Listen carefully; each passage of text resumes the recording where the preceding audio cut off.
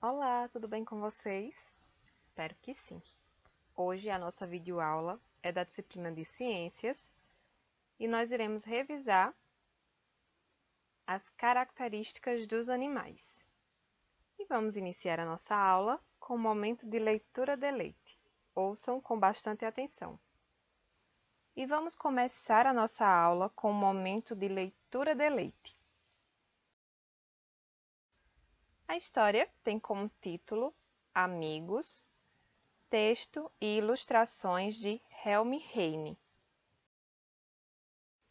Toda manhã, o galo Juvenal tinha de acordar os animais do sítio.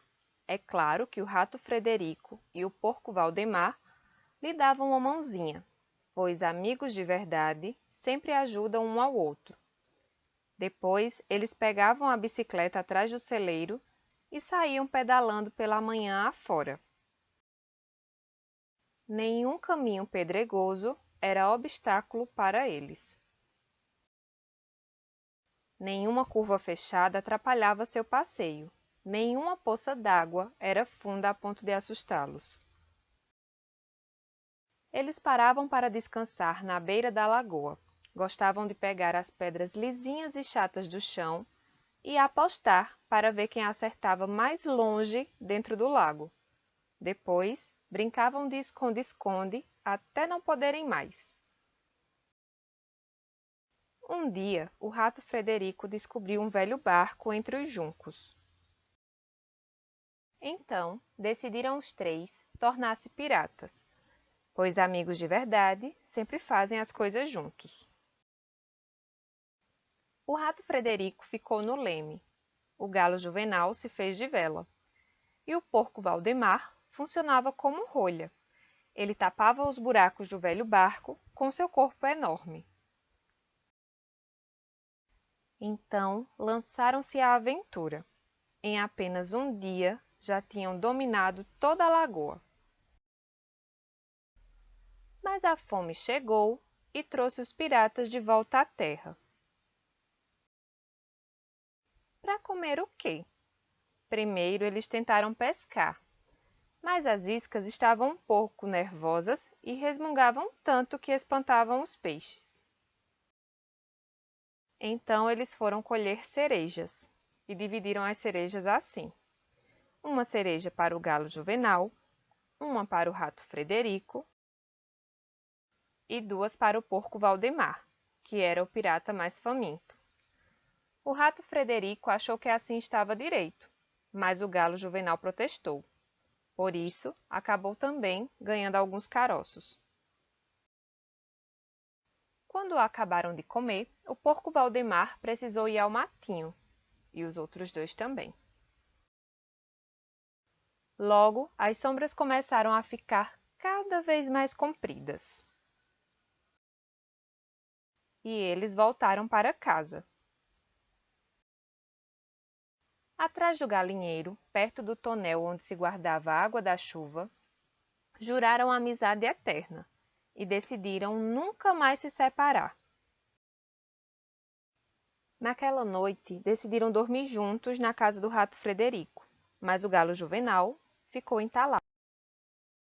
Por causa disso, eles resolveram pernoitar no chiqueiro onde morava o porco Valdemar. O problema é que o rato Frederico tinha um nariz muito sensível. Então os três resolveram ir para o galinheiro. Só que o peso do porco Valdemar provocou um pequeno acidente. Por isso, não tiveram remédio senão se dizerem boa noite e ir cada um para sua própria cama. Mas nos sonhos, lá estavam eles juntos novamente, pois amigos de verdade ninguém pode separar. Como é bom ter amigos por perto, todo dia, o dia inteiro. O galo Juvenal, o rato Frederico e o porco Valdemar sabem bem disso. Desde o raiar do sol até o cintilar das estrelas, eles estão sempre juntos. Afinal, amigos de verdade são para isso: conversar, brincar, ajudar um ao outro, viver aventuras inesquecíveis. Gostaram da leitura de hoje?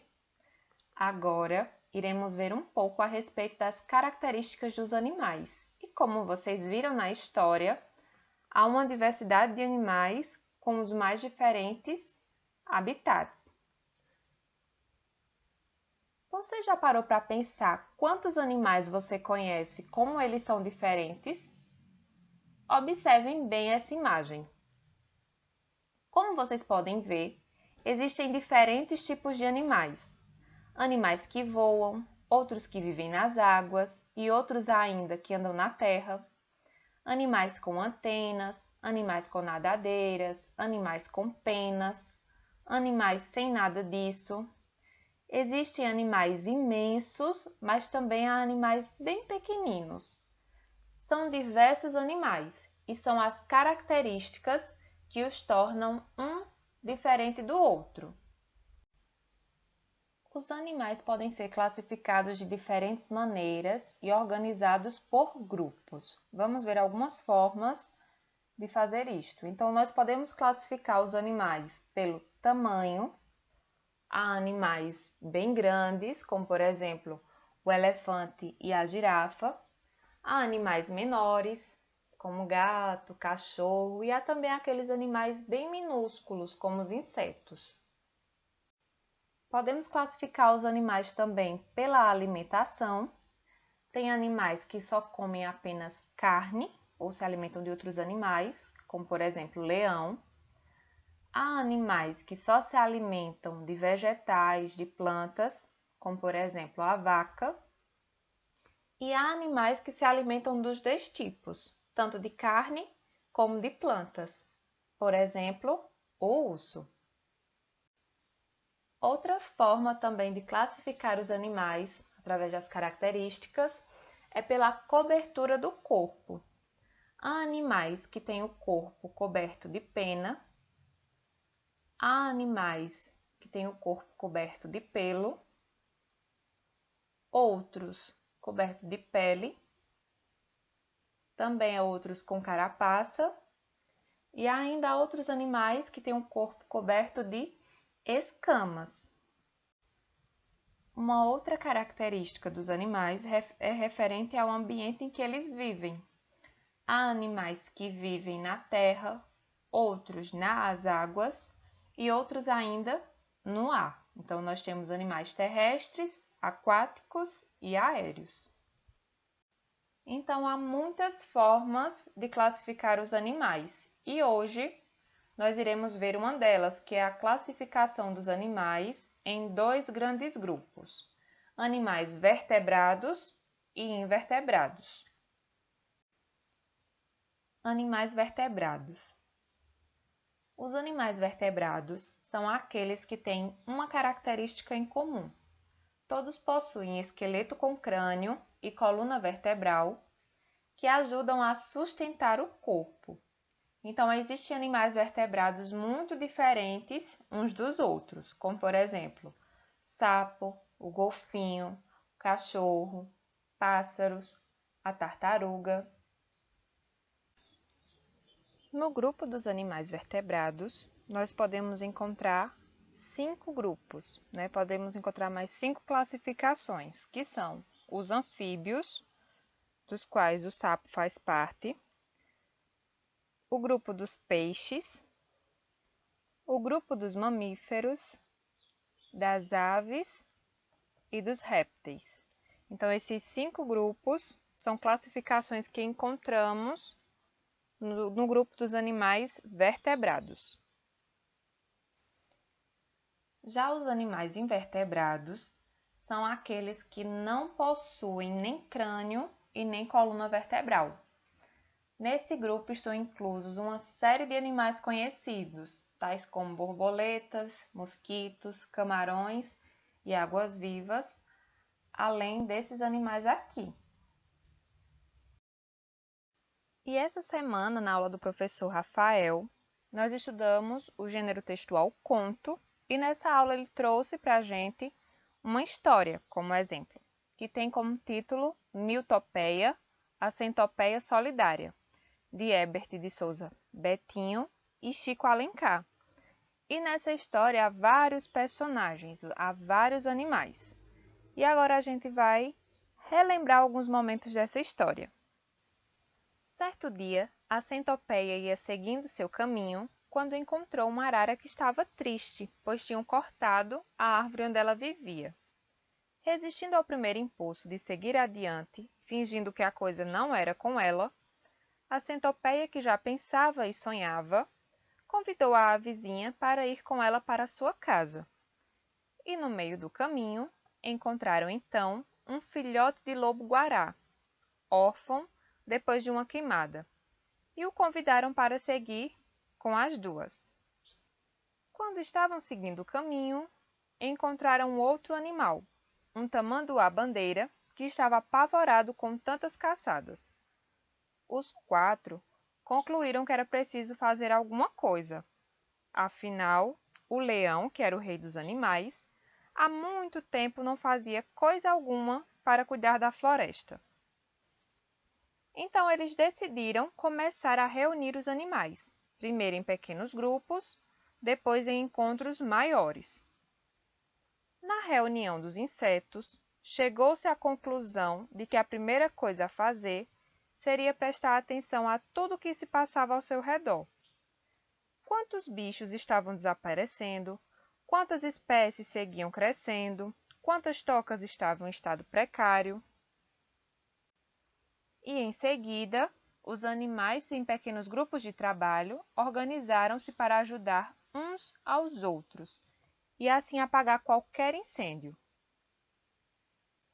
E a floresta, ela foi melhorando a olhos vistos, mesmo que o rei mal se movesse. Então, como a gente pode perceber, nessa história houve empatia, quando a centopeia se coloca no lugar da ararinha e dos outros animais para saber o que eles estavam sentindo, o que estava acontecendo. E também houve cooperação entre todos os animais. Eles se ajudaram e, com isso, aconteceu algo melhor, né? A floresta ficou bem melhor para cada um deles. Então, como vocês viram lá na história, há a presença de vários animais. E a gente pode fazer uma classificação desses animais, organizá-los em grupos. Isso a gente precisa considerar várias características. Mas um exemplo de classificação que a gente pode fazer é a seguinte. Nós podemos colocar esses 3 animais no grupo dos animais invertebrados, os insetos, a joaninha, a formiga e a borboleta. No grupo dos animais vertebrados, nós temos aqui a presença de 3 grupos. Temos o grupo das aves, representado pela ararinha. Temos o grupo dos mamíferos, aqui nós temos 4 exemplos de mamíferos: o esquilo, o tamanduá-bandeira, o lobo-guará e a onça. E também temos o lagarto, que faz parte do grupo dos répteis. Então, essa é uma das formas que nós podemos classificar os animais. Ao estudar sobre os animais, nós podemos fazer fichas para descrever as características de cada um deles. Essas fichas elas facilitam o estudo dos animais, que é esse modelo aqui, conhecido por ficha técnica ou ficha de descrição. Então, nessas fichas constam várias características a respeito daquele animal que você escolheu. Então, o nome, se há patas, o número de patas, se possuem asa ou não, a cobertura do corpo, é pena, é pelos, são escamas, qual o tempo de vida desse animal, qual a alimentação, onde vive. E são fichas que vocês também podem elaborar. Vocês podem fazer essas fichas de descrição com animais que vocês conhecem ou outros animais que vocês acham interessante. Vocês podem pesquisar as características referentes a esse animal. Então, essas fichas, elas facilitam o estudo sobre a vida animal. Interessante, não é? E aqui eu trouxe para vocês um exemplo de uma ficha técnica e eu escolhi um dos animais que estão presentes na história da miltopeia, que é o tamanduá. Então, as características desse animal.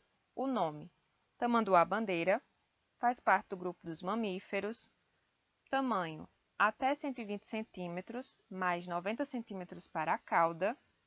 Número de filhotes que ele pode ter, 1 a cada gestação. Localização, em que ambiente eles vivem? Nas florestas das Américas do Sul e Central. A alimentação, são formigas, cupins e larvas, e eles podem comer até 30 mil insetos por dia. E os hábitos, vive no chão, mas sobe bem nas árvores e é capaz de nadar.